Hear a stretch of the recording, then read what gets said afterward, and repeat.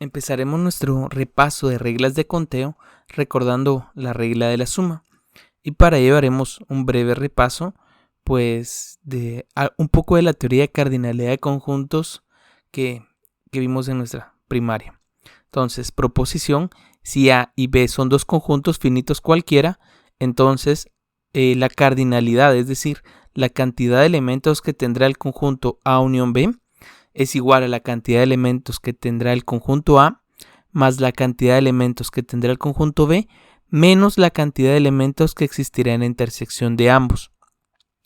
Esta regla muy sencilla nos será muy útil a la hora de trabajar problemas de probabilidad compuesta en la cual pueda suceder un evento u otro. Entonces, de momento, para la demostración de esta proposición, prácticamente lo que se hace uso es, yo considero o conozco la cantidad de elementos y, bueno, por ejemplo, acá aparece A diferencia B, es decir, los elementos que están en A pero no están en B, obviamente contándolos. Y estos son elementos disconjuntos, es decir, no tienen elementos en común.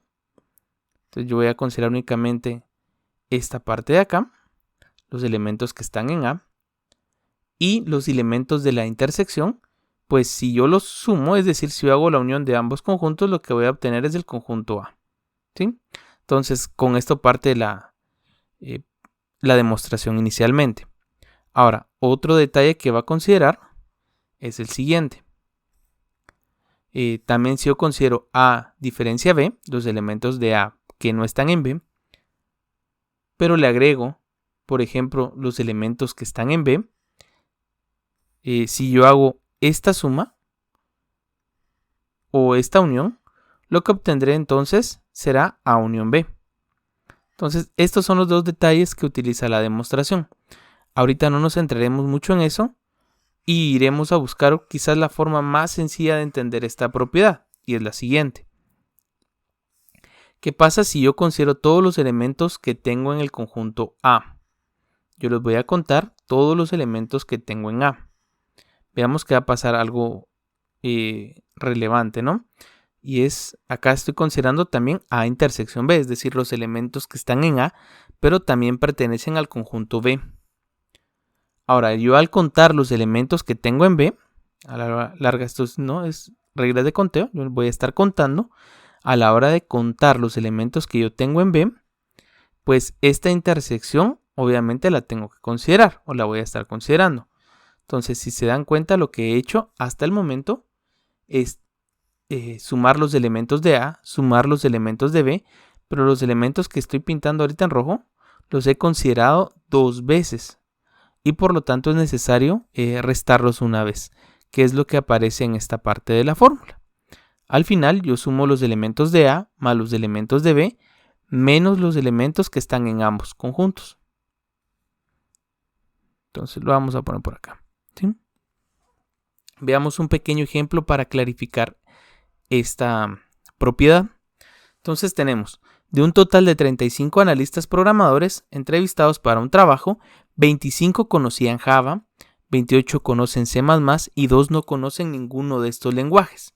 Entonces, bueno, yo a este le puedo poner de nombre Java, a este conjunto le puedo poner de nombre C++ y obviamente acá tendré la unión. En el universo total o afuera de A unión B o de, en este caso, Java unión C++, hay dos elementos, ¿sí? Hay dos programadores que no conocen ninguno de los dos programas, ¿sí? O en ninguno de los dos lenguajes. Entonces, ¿cuántos programadores conocían ambos lenguajes? Bueno, haremos uso de las propiedades. Nosotros tenemos, en este caso, que la cardinalidad, es decir, la cantidad de elementos que tiene A unión B, en este caso, Java unión C, es igual a 33 elementos. ¿Sí? Esto sí lo conozco. Son 33 analistas programadores los que quedan disponibles. Y esto tiene que ser igual a la cantidad de elementos en A, en este caso en Java, más la cantidad de elementos que tenga o que conozcan C, menos la cantidad de elementos que conozcan ambos lenguajes, ¿sí? Entonces de aquí puedo empezar. es decir, menos la cantidad de elementos que conozcan Java y también conozcan C++. Entonces, de momento yo sé que la unión es igual a 33. Ahora, yo conozco cuántos conocen Java y también conozco cuántos conocen C++. Entonces, puedo empezar a operar. 33 tiene que ser igual a 25 que conocen Java más 28 que conocen C++. Y lo único que me queda es distinguir entonces cuántos conocen ambos lenguajes. Intersección C. Java intersección C. Si yo opero 25 más 28, lo que voy a obtener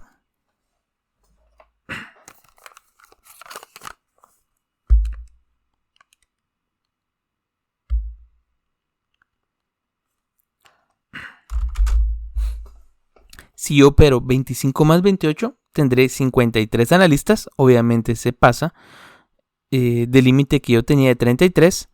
Y a la hora de hacer la resta, ¿no? ¿Cuántos elementos pertenecen a ambos conjuntos?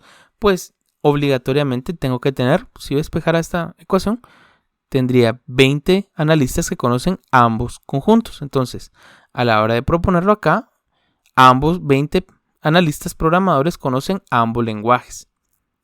Entonces me quedarían que solo 5 analistas conocen el lenguaje de Java, solo Java, y 8 conocen solo C++, ¿sí? Entonces, este es un pequeño ejemplo que utiliza las reglas de cardinalidad para unión de conjuntos.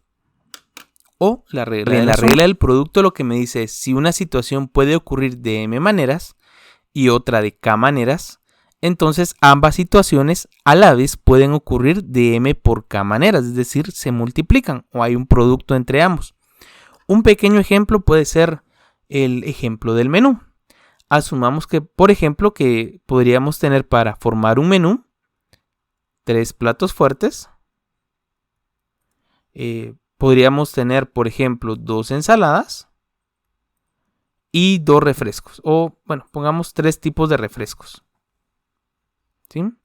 Entonces, ¿cuántos menús diferentes puedo formar? Bueno, es bastante sencillo. Yo puedo tener 3 platos fuertes que se pueden mezclar con 2 ensaladas y que se pueden mezclar también con 3 tipos de refresco. Al finalizar, yo puedo tener entonces 18 menús diferentes. ¿Sí? Obviamente enumerarlos, pues en este caso ya sería un poco más complejo. ¿Qué se puede hacer en esos casos? Bueno, tenemos diferentes formas de representar estos conteos. La primera forma, por ejemplo, acá este ejemplo es sobre banderas distintas de 3 bandas de colores diferentes. Bueno, puedo construir los objetos como tal, en este caso, construir las banderas.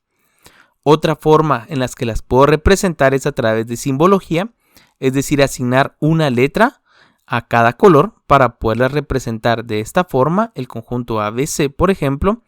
Y la otra forma de representarlo es a través de un diagrama de árbol. Ahora bien, ¿qué pasa si voy a estar seleccionando subconjuntos de un conjunto total? La primera pregunta que me debo hacer es, ¿será que importa el orden?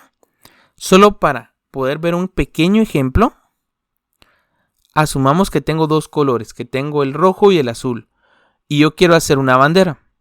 ¿Será que al hacer una bandera importa el orden? Pues digamos que voy a pintar primero de rojo una mitad y luego la voy a pintar de azul. Entonces, acá tengo una bandera. Si cambio el orden, si empiezo primero con azul y luego añado rojo, lo que voy a obtener es una bandera diferente. Entonces, en este caso, sí importa el orden. Y siempre que importe el orden, yo voy a estar trabajando ya sea con variaciones o con permutaciones. En realidad, casi siempre se le suele conocer a lo mismo como permutaciones. En este caso el orden sí importa y como puedo ver, la bandera que empieza con rojo y azul es diferente a la bandera azul y rojo. Ahora, ¿qué pasa si yo con estos 2 colores quisiera formar un color nuevo? Si yo los quiero mezclar. Si yo primero voy a añadir rojo y después añado azul, lo que voy a obtener es el color morado, ¿sí? no importa cuál añada primero. No importa si yo añado primero el rojo y después el azul o viceversa. Yo siempre voy a obtener un solo color a la hora de mezclarlos. Entonces, en este caso no importaría el orden y solo tendría un conjunto. Siempre que el orden no importe, vamos a estar trabajando con combinaciones. Dejaré en la descripción algunos enlaces a documentos que tratan más ampliamente este tema, pero de momento nos quedaremos con estas fórmulas. Consideraremos recordemos, la pregunta es, ¿será que importa el orden de colocación? Y bueno, si importa el orden, estaremos trabajando ya sea con variaciones, si tomamos solo algunos elementos, es decir, si vamos a seleccionar un subconjunto, o con permutaciones si tomamos todos los elementos. Las fórmulas aparecen acá. Y si no importa el orden, estaremos trabajando con permutaciones. Entonces la fórmula que utilizaremos será esta. Y como ejemplos, pues vamos a resolver algunos. Entonces tenemos ejemplo 4. Dice, ¿de cuántas formas pueden mezclarse los 7 colores del arco iris tomándolos de 3 en 3?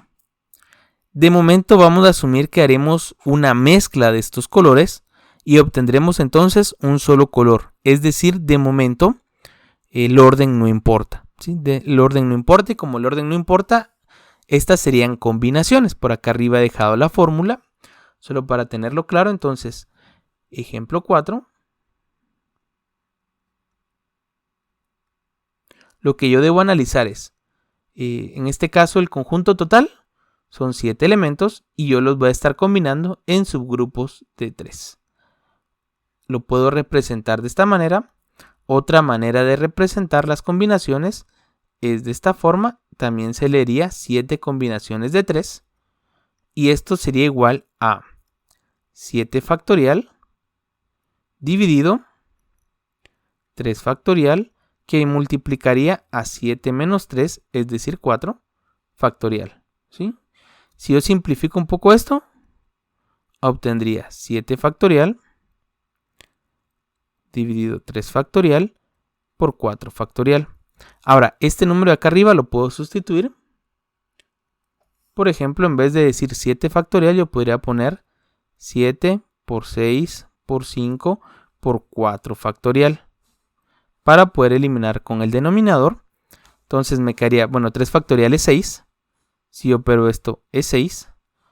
Elimino los 6 que tengo acá y 7 por 5 yo tendría entonces 35 diferentes formas de combinar. Ahora bien, rara vez en la práctica estaremos resolviendo con estas fórmulas. En realidad lo que utilizaremos siempre pues será nuestra calculadora o Excel. Entonces en la calculadora pues es muy sencillo. En este caso simplemente sería 7 combinaciones de 3. 7 combinaciones de 3, 35. ¿Sí? Para poder trabajar en Excel, la fórmula sería combinaciones, o en este caso combinat. Combina, dice, devuelve la cantidad de combinaciones con repeticiones, y combinat devuelve el número de combinaciones para un número dado. Entonces esta sería la fórmula que utilizaría. El número, es decir, el conjunto sería 7 y el tamaño, el subconjunto, sería 3. Entonces, de esta forma también puedo resolver esas fórmulas de manera muy sencilla. El siguiente ejemplo dice, a una reunión asisten 10 personas y se intercambian saludos entre todos. ¿Cuántos saludos se han intercambiado? Recomendaría dar una pausa e intentar resolver el problema. Entonces, ¿cómo lo puedo tratar de resolver? Pues tengo dos formas diferentes. Puedo analizar que la primera persona que llega a la reunión no tiene a quién saludar. La segunda persona, en cambio, tendría una persona para saludar. Entonces, por acá empezaré a resolver el ejemplo 5. Como dije, la primera persona no tendría a nadie a quien saludar. La segunda persona saludaría a alguien más. La tercera persona en llegar saludaría a 2 y así sucesivamente. Hasta que la última persona en llegar tiene 9 personas por saludar. Entonces en total habrían 45 saludos. Otra forma quizás más sencilla de verlo es serán 10 personas y el saludo se da entre 2 personas, es decir, el subconjunto serían 2 personas. Entonces, de un total de 10, pueden también ser 10 combinaciones de 2, que esto también es igual a 45. Dos maneras diferentes de poderlo resolver. Ahora bien, el ejemplo 6 nos dice: un grupo compuesto por 5 hombres y 7 mujeres forman un comité de 2 hombres y 3 mujeres. ¿De cuántas formas puede formarse si A puede pertenecer al comité cualquier persona? Entonces, si puede pertenecer al comité cualquier persona, pues lo que voy a tener es lo siguiente. Bueno, de primero tengo un conjunto total de 5 hombres, ¿sí? De 5 hombres. Y de estos 5 hombres pueden pertenecer al comité solamente 2. Entonces, diferentes formas de ordenarlos o de escogerlos, yo tendría 5 combinaciones de 2. Y a la vez, entonces, haré uso de la regla del producto. Tengo un conjunto de 7 mujeres y de estas 7 mujeres yo podré escoger 3, ¿sí? Entonces, acá tendría yo la respuesta. Por simplicidad, pues utilizaremos nuestra calculadora. 7 combinaciones de 3 ya lo tenemos calculado acá, que es 35. Entonces, esto lo multiplicaremos por 5 combinaciones de 2. 5 combinaciones de 2. Entonces, el total, pues hay 350 formas diferentes de poder organizar o seleccionar a personas para este comité. 350 formas diferentes. Traten de resolver el inciso B. Siguiendo con nuestros ejemplos, tenemos de cuántas formas distintas se pueden ordenar las letras de la palabra Juan, ¿sí? ¿Cuántas ordenaciones diferentes empezarán con vocal? Entonces empecemos primero. ¿Cuántas formas distintas de ordenar las letras de la palabra Juan? ¿Sí? Entonces, como puedo observar, hay 4 letras y utilizaré todos los elementos. Como utilizaré todos los elementos, pues es bastante sencillo. Esta es una permutación sin repetición, por lo tal, la respuesta sería sencilla. Simplemente 4 factorial, ¿sí? Es decir, 4 por 3 por 2 y bueno, por 1, ¿no? Entonces, tendría 6 por 4, 24 formas diferentes de ordenar las letras de la palabra Juan. ¿Cuántas ordenaciones distintas empezarán por vocal? Bueno, esto lo complica un poco. ¿Cuántas empezarán con vocal?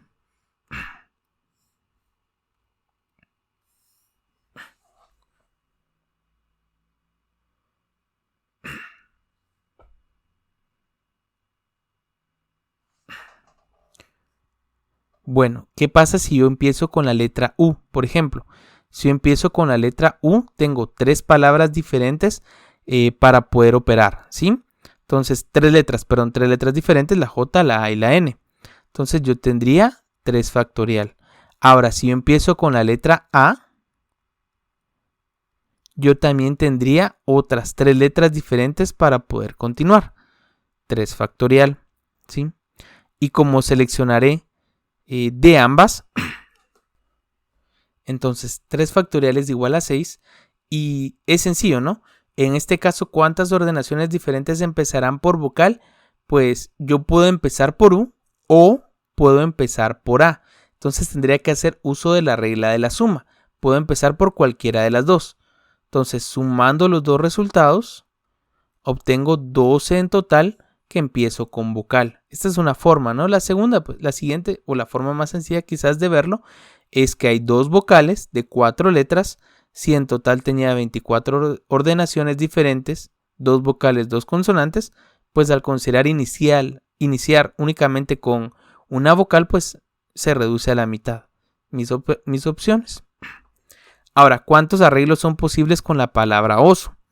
Bueno, con la palabra oso yo pudiera hacer, al ser pocos elementos, yo puedo enumerarlos.